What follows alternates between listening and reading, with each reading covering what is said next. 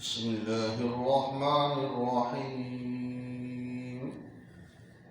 من ذا الذي يقرض الله قرضا حسنا ويضاعفه له أضعافا كثيرة والله يقبض ويبسط وإليه ترجعون صدق الله العظيم. درود پاک اللهم صل على محمد وعلى آل محمد كما صليت على إبراهيم وعلى آل إبراهيم إنك حميد مجيد. اللهم بارك على محمد وعلى آل محمد كما باركت على إبراهيم وعلى آل إبراهيم إنك حميد مجيد. جمادی الثانی کا مہینہ گزر رہا ہے اور اس مہینے کی 22 تاریخ کو خلیفہ اول خلیفہ بلا فصل امیر المومنین سیدنا صدیق اکبر رضی اللہ تعالیٰ عنہ کا یوم وفات ہے. اسی نسبت سے آپ کے فضائل اور مناقب عوام کے سامنے بیان کرنا یہ ان کا حق بنتا ہے، جنہوں نے پوری زندگی اپنی ہر بات ہر چیز نبی پاک صلی اللہ علیہ وسلم کے حکموں پر قربان کر دی، نچھاور کر دی. اللہ پاک نے قرآن پاک میں کئی مقامات پر سیدنا صدیق اکبر رضی اللہ تعالیٰ عنہ کی شان بیان فرمائی ہے. سورہ بقرہ آیت نمبر 245. من ذا الذی یقرض اللہ قرضا حسنا، کون ہے وہ آدمی جو اللہ تعالیٰ کو قرضہ دے، قرضہ حسنا، فَيُضَاعِفَهُ لَهُ أَضْعَافًا كَثِيرًا، اللہ تعالیٰ کئی گنا بڑھا کر اس کو واپس لوٹائیں گے. اب یہ قرآن پاک کیا ہے؟ کون ہے جو اللہ کو قرض حسنا دے؟ جب یہ قرآن پاک کی آیت نازل ہوئی، یہود و نصارہ وہ تو موقع کی تلاش میں ہوتے تھے، ہمیں اسلام پر اور نبی پاک صلی اللہ علیہ وسلم ذات اقدس پر اعتراض کرنے کا موقع ملا. ایک پادری لوگ جمع کیے ہوئے ہیں اور ان کے اندر بیٹھ کر اس آیت کو دلیل بنا کر الیاذ باللہ معاذ اللہ اسلام کا مذاق اڑا رہا تھا. فحاص اس کا نام لکھا ہے. اپنے لوگوں کہتا لو جی مسلمانوں کا جو خدا ہے الیاذ باللہ معاذ اللہ لگتا ہے وہ غریب ہو گیا، وہ فقیر ہو گیا. کیا ہوا؟ آپ پڑھتے نہیں؟ کیا آج پڑھتے ہیں مسلمان؟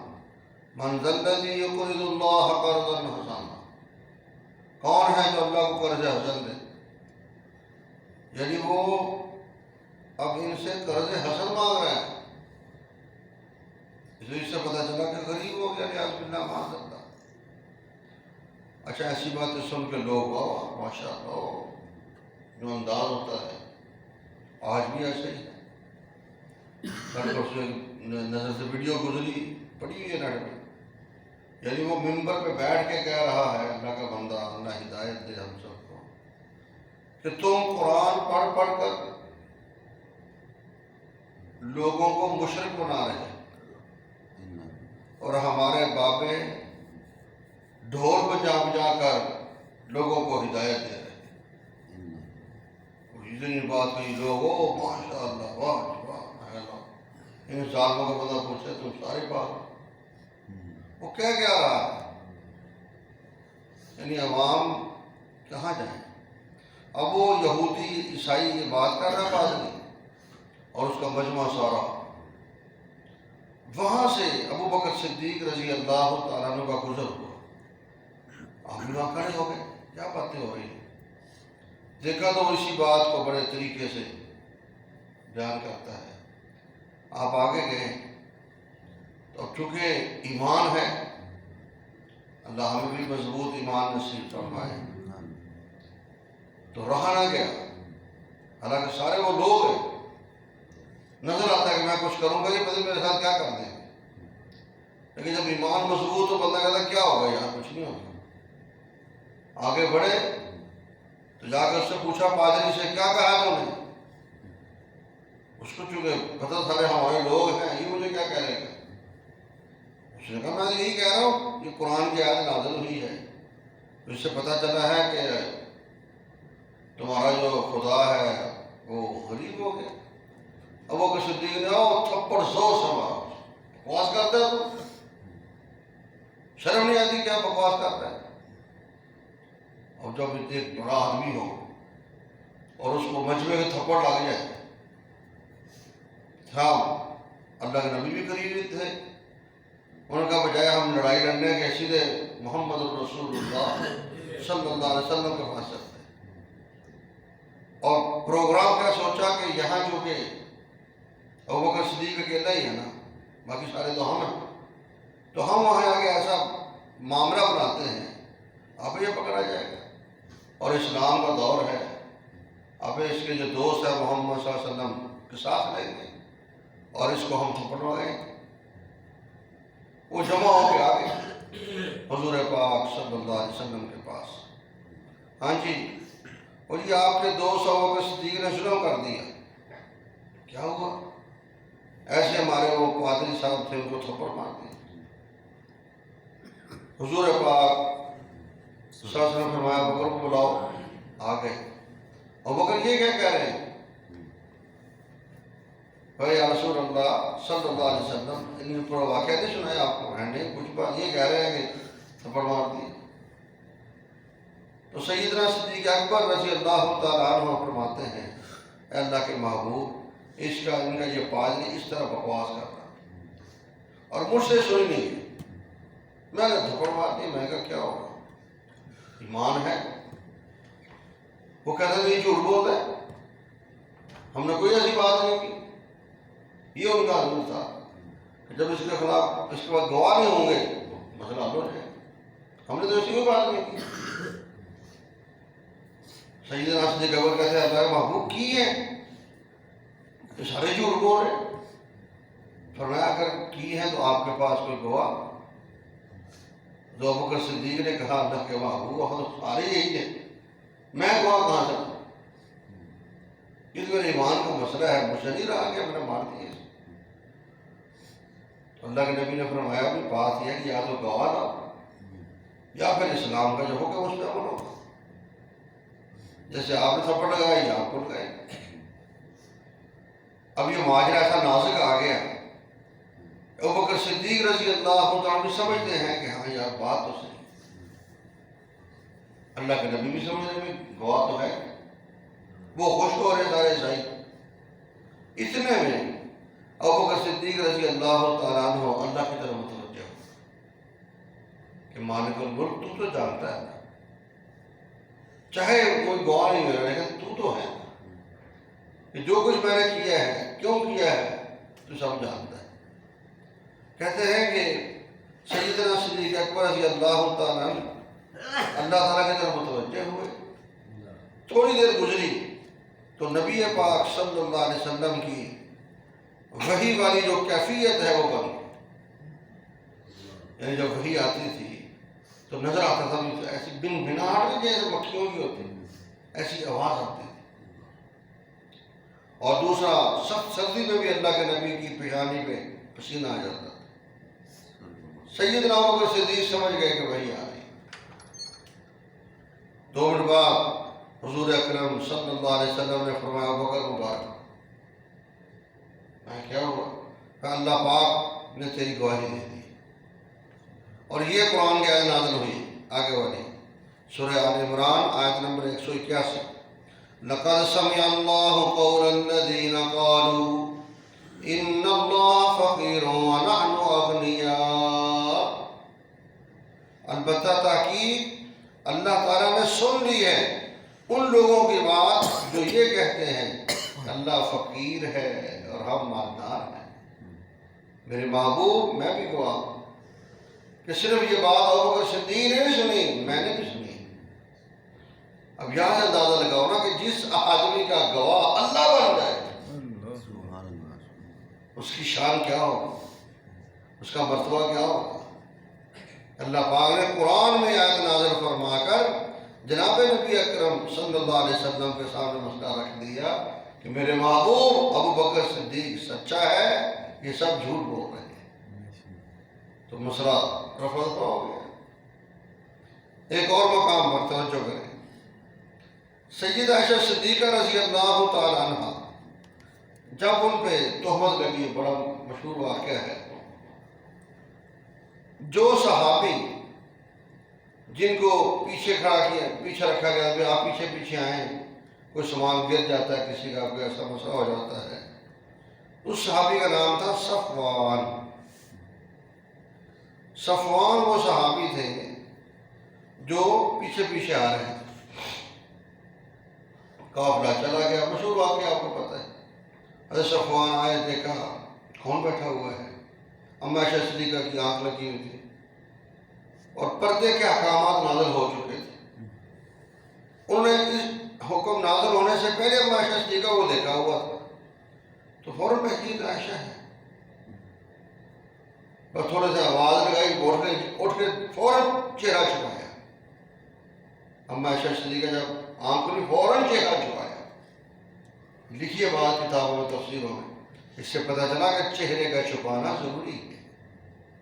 آج ماڈرن دور ہے نا، کچھ چہرے کا پردہ کہاں ہے؟ بس سارے جسم میں ہے ہی چہرہ۔ ایک عورت اپنا ہاتھ نکال کے ایسے اس کو پکڑتی رہے، اس کے ہاتھ پہ کون عاشق ہوگا؟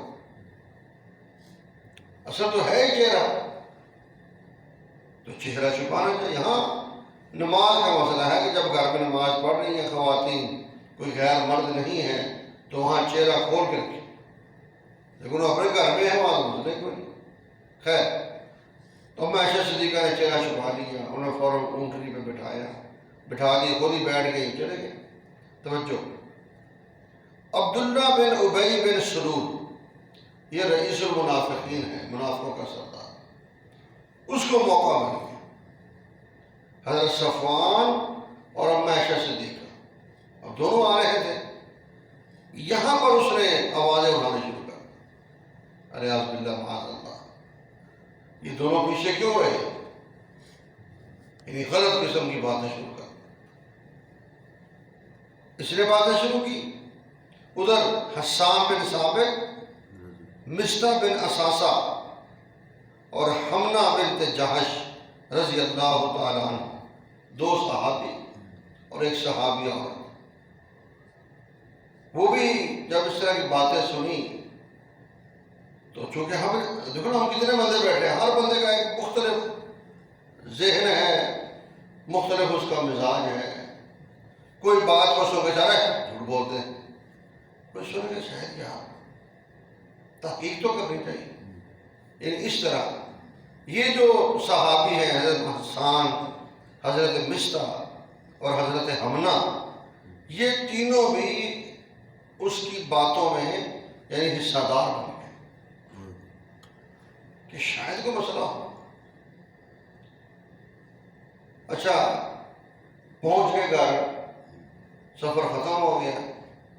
حضرت مصطح جو ہے رضی اللہ تعالیٰ، ان پر یہ ابوبکر صدیق رضی اللہ تعالیٰ عنہ کے رشتہ دار ہیں، کزن ہیں، ان پر سیدنا صدیق اکبر رضی اللہ تعالیٰ عنہ ہر مہینے بہت خرچہ کیا کرتے، راشن لے کے دینا یا اور خرچہ کرنا، جیسے ہوتا ہے، روٹین بنی ہوئی تھی۔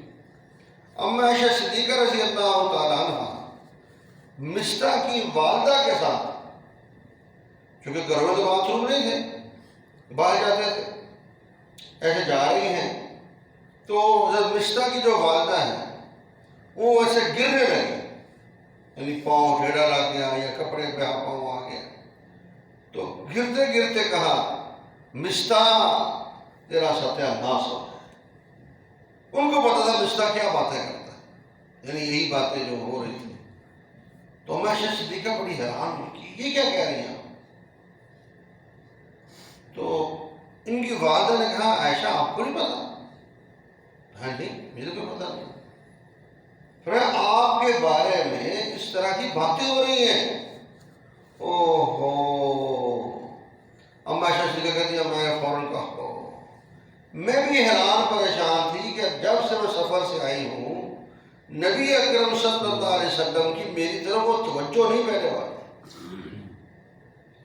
یعنی پہلے جیسے ملنا ملانا گھر بات چیت کرنا، اب وہ تبدیلی ہے۔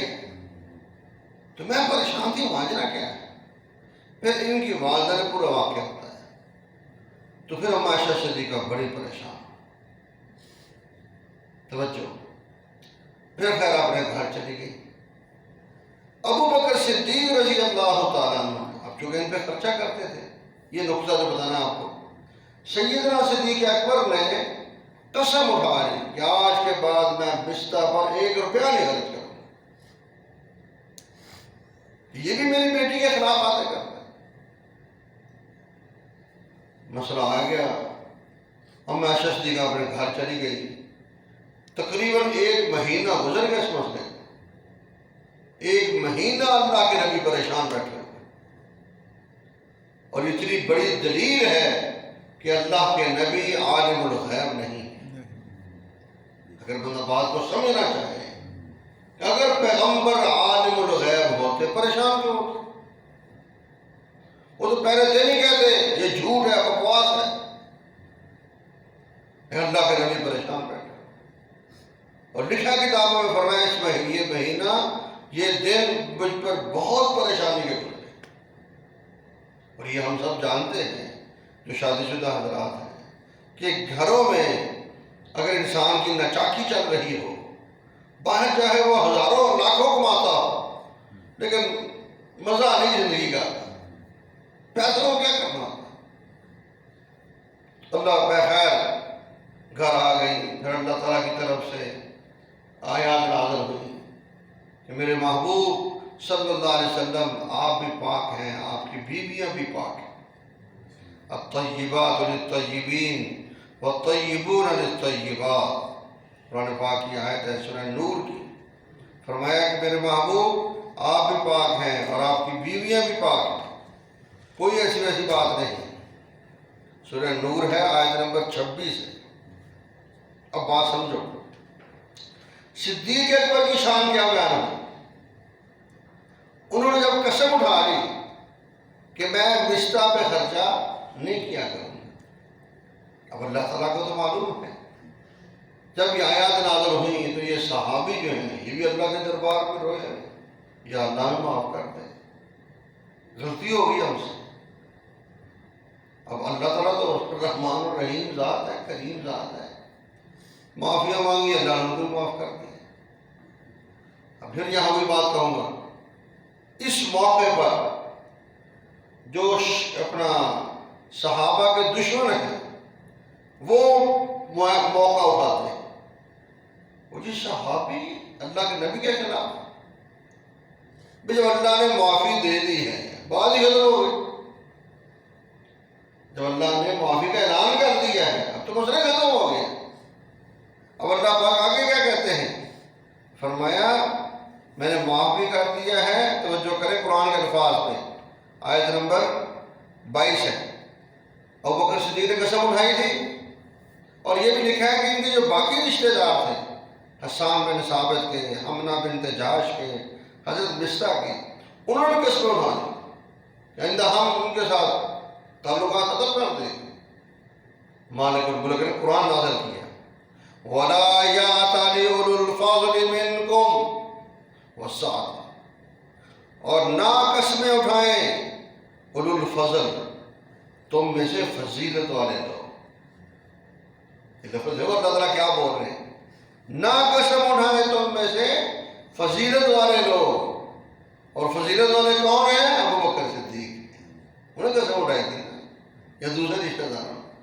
تو قرآن نے سیدنا صدیق اکبر رضی اللہ تعالیٰ عنہ کے لیے اولو الفضل کا لفظ بولا، تو ابوبکر کی شان نہیں تو اور کیا ہے۔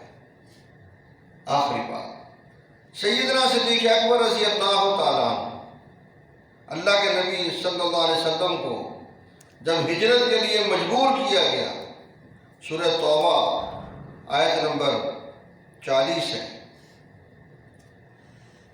اللہ کے نبی صدیق اکبر کے گھر چلے گئے، دونوں سفر شروع کر دیا. پہاڑی پر جب آئے تو وہاں سے صدیق اکبر نے اللہ کے نبی کو کندھے پہ اٹھا لیا. او سفر چڑھائی ہو، رات کا وقت، پہنچ گئے غار کے اندر. صبح کافر بھی وہاں پہنچ گئے، وہ پاؤں کے نشان دیکھتے دیکھتے دیکھتے دیکھتے، لیکن وہاں اللہ پاک نے غار پر جالا لگا دیا. مکڑی کا جالا ڈال دو، جالا تن دیا. یہ لکھا ہے کہ وہاں کبوتری نے انڈے بھی دے دیے. اس ٹائم پہ وہ سارے حیرانیاں کہ یہاں کہیں جالا بنا ہوا ہے، انڈے بڑے، یہاں کون ہے؟ وہاں سے ہو کے واپس آ گئے. اب صدیق کی شان کیا ہے سنو، قرآن کیا کہتا ہے؟ اذ اخرجہ الذین کفروا ثانی اثنین. کافروں نے نکالا، دو میں سے دوسرا کون تھا؟ صدیق تھا. ایک نبی ہے، ایک صدیق. اذ ہما فی الغار، جب وہ دونوں کہاں تھے؟ غار کے اندر. اذ یقول لصاحبہ، جب اللہ کے نبی کہہ رہے تھے اپنے صحابی کو. لصاحبہ قرآن کا لفظ ہے، کس کو کہہ رہے تھے؟ اپنے صحابی کو. اور صحابی کون ہے؟ ابوبکر صدیق ہے رضی اللہ تعالیٰ. تو قرآن نے صحابی کا لفظ اگر بولا ہے تو ابوبکر صدیق کے لیے بولا ہے. اس لیے کہا جاتا ہے اس لفظ کو دلیل بنا کر کہ جو بندہ ابوبکر صدیق رضی اللہ تعالیٰ عنہ کو ولیعذ باللہ معاذ اللہ صحابی نہیں مانتا، وہ اسلام سے خارج ہے، وہ قرآن کا منکر ہے. اور قرآن کے بارے میں میرا آپ کا یہ عقیدہ ہے، ایک لفظ کا منکر بھی کیا ہوتا ہے؟ مسلمان نہیں ہوتا. ہمارے استاد سے مولانا عبدالرحمن اشرفی رحمۃ اللہ نے جامعہ اشرفیہ لاہور کے شیخ الحدیث درس دے رہے تھے، ایسے ہی یہ بات سمجھا رہے تھے کہ قرآن کا انکار ہوتا ہے اور جو قرآن کا منکر ہو مسلمان نہیں ہوتا. اسی پر ان کو گرفتار کر دیا، وارنٹ آ گیا، تھانے چلے گئے. تھانے دار کا مولانا آپ تقریر کی ہے کیا؟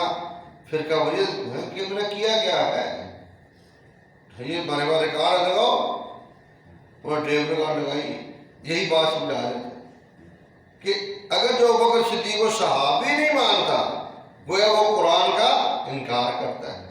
جو قرآن کا انکار کرتا ہے وہ مسلمان نہیں ہوتا. اس انداز سے نا بات سمجھا رہے تھے. تو جب یہ بات آئی تو تھانے دار سن رہا ہے، سنو آپ بھی مسلمان ہیں، آپ بھی سن رہے ہیں، بھی سن رہے ہیں. بولا یہ دیکھو میں کیا کہہ رہا ہوں، آپ بھی سن رہے ہیں نا کہ جو اس لفظ کو نہیں مانتا وہ قرآن کو نہیں مانتا، جو قرآن کو نہیں مانتا وہ مسلمان نہیں ہوتا. آپ بتائیں جو قرآن کو نہیں مانتا مسلمان ہوتا ہے؟ نہیں ہوتا. میں آپ دونوں برابر ہو گئے. تھاندار سے کہا جو میں نے کہا وہی آپ کہہ رہے ہیں. اگر میں مجرم ہوں گا آپ بھی مجرم ہیں، یا تو آپ انکار کریں میرے ساتھ. یہ بات آپ کہہ رہے ہیں، یہی میں کہہ رہا ہوں. تو بات تو سمجھنے کی ہے. قرآن نے اس یقول لصاحبہ، صاحب کا لفظ بولا ہے تو ابوبکر صدیق کے لیے بولا ہے. اور آگے چلو ایک بات اور، حضرت علی، حضرت حسن اور حضرت حسین رضی اللہ تعالیٰ عنہ اجمعین، ان تینوں نے اپنے بیٹوں میں سے ایک بیٹے کا نام ابوبکر ضرور رکھا تھا. علی، حسن، حسین رضی اللہ تعالیٰ عنہ، جن کو عام کہا جاتا ہے نا کہ یہ صحابہ تھے، ان کے اختلافات ہیں. انہوں نے ان میں سے ہر ایک نے اپنے بیٹے کا نام ابوبکر رکھا. کیوں رکھا ہے؟ محبت سے تبھی رکھا ہے نا. ہم کسی دشمن کا نام رکھتے ہیں بچے کا؟ نہیں رکھتے. تو ان کا نام رکھنے دلیل ہے ان لوگوں کو ابوبکر صدیق رضی اللہ تعالیٰ عنہ سے محبت. اور حضرت فاطمہ رضی اللہ تعالیٰ عنہ، ان کا جنازہ کس نے پڑھایا تھا؟ ابوبکر صدیق نے پڑھایا. حضرت علی موجود ہیں، فرمایا علی آپ پڑھاؤ. میں نہیں حضرت آپ خلیفہ ہیں، آپ کا حق بنتا ہے. تو سوچا جائے حضرت علی اپنی بیوی کے جنازے کے لیے جس کو مصلی پہ کھڑا کر رہے ہیں، آخر اس کی شان علی المرتضیٰ کے دل میں ہے پیدا کر رہے ہیں. اس سے پتہ چلا کہ سیدنا علی المرتضیٰ رضی اللہ تعالیٰ عنہ کے دل کے اندر بھی ابوبکر صدیق کی محبت اور فضیلت موجود تھی. اللہ مجھے آپ کو دین کی سمجھ اور عمل نصیب فرمائے. الحمدللہ رب العالمین والصلاة والسلام علی سید المرسلین ربنا آتنا فی الدنیا حسنہ وفی الآخرۃ حسنہ وقنا عذاب النار۔ یا رب العالمین صحابہ کی صفات ہمارے اندر پیدا فرما، صداقت، امانت، دیانت، عدالت، سخاوت، شجاعت، تمام صفات ہمارے اندر پیدا فرما، ان کی طرح ہمیں مضبوط ایمان نصیب فرما، صحابہ کے نقش قدم پر چلنے کی توفیق عطا فرما۔ آپ کے حبیب کا فرمان ہے اصحابی کالنجوم بأیہم اقتدیتم اہتدیتم، ہمیں ہر لحاظ سے صحابہ کرام رضی اللہ تعالی عنہ اجمعین کی محبت عطا فرما اور ان کی اتباع نصیب فرما۔ یا رب العالمین جو دشمنان صحابہ ہیں ان کو ہدایت عطا فرما، اگر ان کے مقدر میں ہدایت نہیں صحابہ کے دشمنوں کو چن چن کر تباہ و برباد فرما، نیست و نابود فرما۔ اے اللہ پاک صحابہ کی ناموس کی حفاظت فرما، صحابہ کی عزت کی حفاظت فرما۔ یا رب العالمین وہ صحابہ جنہوں نے دین کی خاطر سب کچھ قربان کیا، اے اللہ پاک آج ان کی عزت پہ حملے ہوتے ہیں، اپنی قدرت استعمال فرماتے ہوئے صحابہ کے ناموس کی حفاظت فرما اور ہمارے دلوں میں مضبوط ایمان پیدا فرما، ہمیں ایمانی جرت پیدا فرما، ایمانی غیرت ہمیں پیدا ہمارے عطا فرما۔ یا رب العالمین ہم سب کا خاتمہ ایمان پر فرما، قبر اور جہنم کے عذاب سے محفوظ فرما۔ صلی اللہ تعالی علی خیر خلقہ محمد وآلہ واصحابہ اجمعین، آمین آمین آمین۔